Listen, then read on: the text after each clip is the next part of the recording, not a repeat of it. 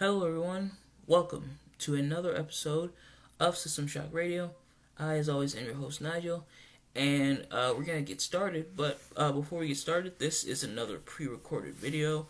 I'm still seemingly not able to go live on Facebook from my laptop, and I cannot use all like the fancy schmancy tools that I usually use for System Shock Radio, but instead I will be using my laptop camera, and these will be pre-recorded videos. Or if you guys do want to see live videos, then what I can do is record the live video from my phone, kind of how we did when we first started up, and then set that up somewhere, and then take it from there. But we will cross that bridge when we come to it. In the meantime, though, I am looking for a new home, a new spot to film the System Shock Radio podcast, as Facebook Live, I guess, isn't really the place for me anymore. But when I do find that place, I will be sure to let you all know. I will definitely keep you all posted. That way you can still follow System Shock Radio no matter where I move to. And of course, the older episodes will still be archived on my Facebook page, so you guys can go check those out. But nevertheless, yes, I want to thank you all for the support you've already shown System Shock Radio. Oh, and all your likes, all your comments, all your shares means so much more to me than I can put in simple words. But for now, I just want to say thank you from the bottom of my heart for all the support that you guys have shown. You guys are absolutely awesome. You guys rock. And it's because of you guys and the grace of God that I'm able to do this. And it's so exciting, and I can't wait for what's coming up in store. And next week, I will announce what we're going to do for the 20th episode. Oh, yeah, it's been almost 20 episodes. Right now, this one here is episode 18, but episode 20 is definitely going to be a special one, and you'll find out why next week. So, if you want to find out next week why episode 20 is going to be so special, stay tuned. But without further ado, we are going to get started. I'm not going to ramble on too much, and we're going to get started with the answers to last week's riddle. And to recap, last week's riddle, well, week before last, was this. What loses its head during the day and gets it back at night? Pretty simple one, is a pillow. When you wake up in the morning, your head leaves your pillow, aka perhaps the saddest part of the day. And you get started with your day, but by the time everything is done and over with, your head goes back on your pillow. And if you got that right, congratulations to you. But we're actually going to talk about why. Well, one of the reasons why I wasn't able to broadcast last week, and that's because I was finishing up the last of my college work. Yes, the college semester is officially over, and so ends my sophomore year of college. I am officially a junior in college.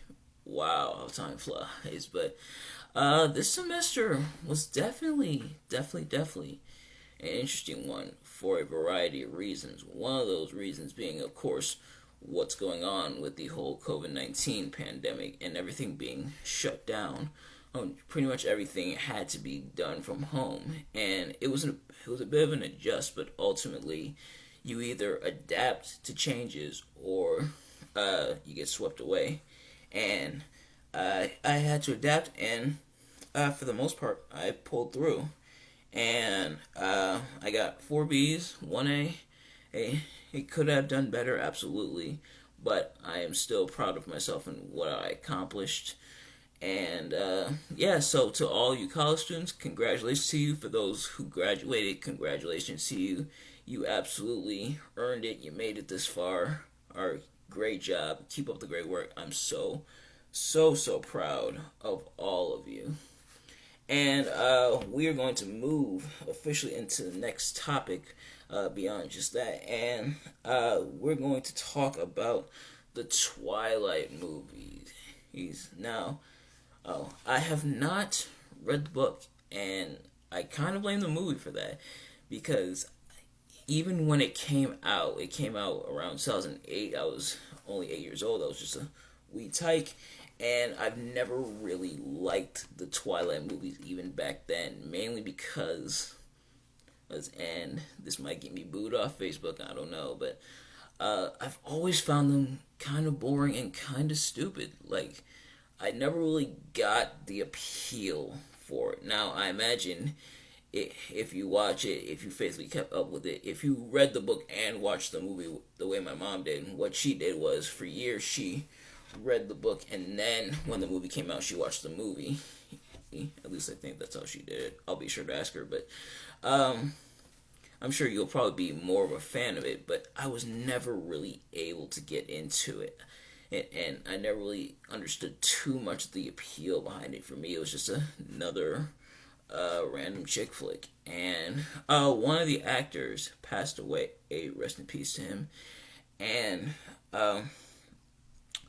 but what I found, and I believe it was my dad that pointed it out, is the main character, Bella, who's like the main girl, and for the most part, her, I'm guessing how the books do it, because she's featured so much in the movie. In the book, she's, I guess, the main character. It's told from her point of view. But Bella is not really the greatest person. And the reason I say that she's not really the greatest person, and when he pointed this out to me, I thought about it, and it definitely made sense. And I believe I was about 14 when he pointed this out to me, is that Bella sort of played with both Jacob and Edward. She knew, according to him, she knew that Jacob harbored feelings towards him. So, apparently throughout the events of New Moon, she sort of led him on. After her sort of breakup with Edward, she kind of led him on, but her heart secretly wanted Edward. And she ended up getting with Edward anyway, marrying him. They had a child, stuff like that. Ladies and guys, because some of you are guilty of it too, please don't do that. If you want someone, don't lead someone else on and trick them and deceive them into thinking that you want them, because that's just cruel, man. That's not cool to do.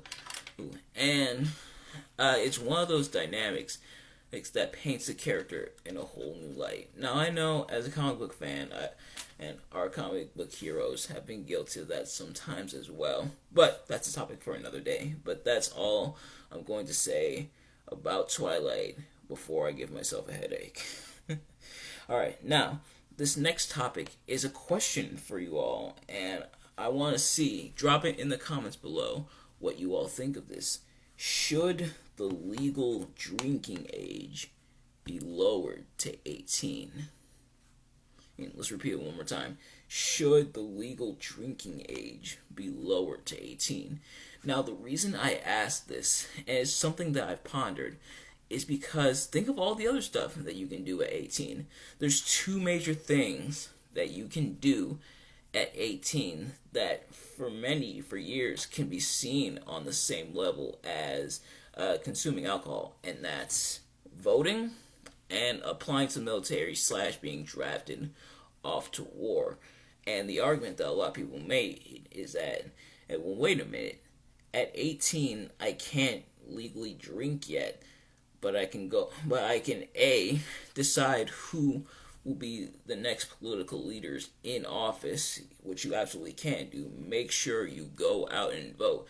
If the 2016 election told you anything, it's that you need to go out and vote. But I can vote at 18 and determine the future, or I can go be drafted off to a foreign land and potentially get my head blown off, but I can't drink yet. And that's one of those things that's always pondered me. Now, of course, right now, the legal drinking age nationwide is 21, but should it be lowered to 18? But another thing is that a lot of underage people, those who shouldn't be allowed to drink anyway, those who are clearly under 21, are drinking anyway. are having parties with alcohol and everything. So it's kind of pointless. Like, okay, they're already drinking. What's the point of a drinking age if everyone underage is drinking? Now, me personally, I don't really consume alcohol. Don't consume alcohol. Don't really do drugs. That's not my thing. But I know a lot of my friends and people I know do, and it's got me thinking, like, if they're already doing it, what's the point of the age? Now the age becomes pointless, and the whole idea of waiting till you're 21 to drink sort of becomes moot. But interesting dynamic. Let me know in the comments below what you all think. I'm interested to hear what your all's take is on this. And the next topic that we are going to talk about is Tinder. No, to answer your question, no, I'm not on Tinder. I thought about going on Tinder. I've thought about going on Tinder a few times, but I ultimately decided Tinder's not for me. And one of the main reasons, there's two main reasons why I think Tinder is not really for me. The first is catfishing. Now, for those of you who don't know what catfishing is, watch MTV. I'm just kidding. So, catfishing is pretty much pretending to be someone that you're not, except it's online. And an example of this is, let's say there's a fake Facebook profile of this really beautiful guy or girl, really handsome guy, really cute girl, and you are enamored with them, and you want to get to know them. So you friend them, you chat them up. Hey, how are you? Where you live? Where you from? And you go, and you both agree to meet. You go out to meet this person, and it's some 50-year-old dude. Sorry, but you just got catfished.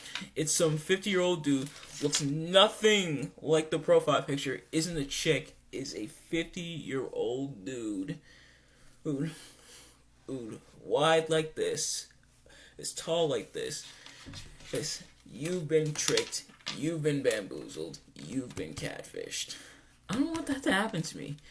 Yeah, I am not looking forward to that, because how embarrassing would that be if I score a date with this Tinder date, and then I'm all getting ready for it, showering, looking my best, which you should shower every day, please do, and showering, looking my best, dousing myself in cologne, picking out the freshest deodorant, and picking up the freshest flowers, there's hair combed, hair cut, etc., etc., mask on, yeah, and I look fly, I look like $1 million. I was hyping up my date, telling all my family, telling all my friends I can't wait for this date, annoying the crap out of my mom, my dad, my sister, anyone who will listen, the mailman, the pizza guy, the GameStop employee who's just trying to check me out for a game. I'm kidding. GameStop's actually closing up. I'll talk about that next week if you guys want me to, but all that, put in hours upon hours studying beauty tips online, and for grooming etiquette, looking up dinner etiquette, all that to really impress this girl. Now, my preference is females, but doing all this to impress this girl, and then going up just for it to not be a girl at all, or just for me to get tricked. That would hurt. That would come in like a tidal wave of disappointment crashing over me. And that would suck. That would absolutely suck. Like, I would be salty for the rest of the night. I pretty much got lied to. I got tricked. That's one of the other reasons. But one of the other reasons is, okay, let's say it actually is a girl. It's the actual girl. Well, she looks the same, and you're not getting catfished. But what if this girl turns out to be crazy? Oftentimes, Tinder dates, sometimes they go really well. And from what I've heard, some people who have met their boyfriend, girlfriend on Tinder are still together to this day. However, I've also heard stories where people have gone on Tinder dates with a guy or a girl that they thought was cool on Tinder, but it didn't go so well. The guy was slobbish, the girl was rude, the guy was crazy, the girl was crazy. All the stories, and it's nuts out there. So why take that risk? It's like, hey, when you use stuff like Tinder or Christian Mingle, FarmersOnly.com, etc., it can either go really good or really bad, and I don't feel like taking that risk. But that's just me. But we're going to move on to the next topic. That and when it comes to stuff like Tinder, or I'll just throw in this last part and then we'll move on, I promise, is I'd rather meet people in real life. Like if I want to get to know you, I'll meet up with you in real life and we'll hit it off that way. Hey, just have that face-to-face interaction so I know, A, I'm not getting catfished, and B, you could be really cool, well, I could be really cool, and it could just snowball from there. But the next topic is how situations sometimes can change, and this is one that I experienced actually this semester. So I'm going to be somewhat transparent and with you guys. There was a point in time where things academically weren't looking too good, but where I wasn't sure if I was going to pass, but I put my nose to the grindstone. I did what I had to do, and I ended up passing. But the lesson in that, it goes to show that no matter how bad the situation can look, no matter how dire or the straits are, no matter how pushed up your back is against the wall, it can always get better. But what you have to do is you have to believe that it can get better and then work towards making it better. And trust me, you can pull it off no matter how impossible it may seem. It's only impossible to those who don't try. People like Oprah Winfrey, he had rough upbringings. People like Steve Jobs was forced out of his own company. He got kicked out of his own company just to bounce back. Like even Kirk Franklin. And Kirk Franklin wasn't the best. He's got a girl pregnant and I believe was involved with some gang activity. Turned his life around because he worked towards it. And you can too. All you have to do is remember, believe that it can be done and make it happen. I believe in you. But you have to believe in you. Like I can believe in you.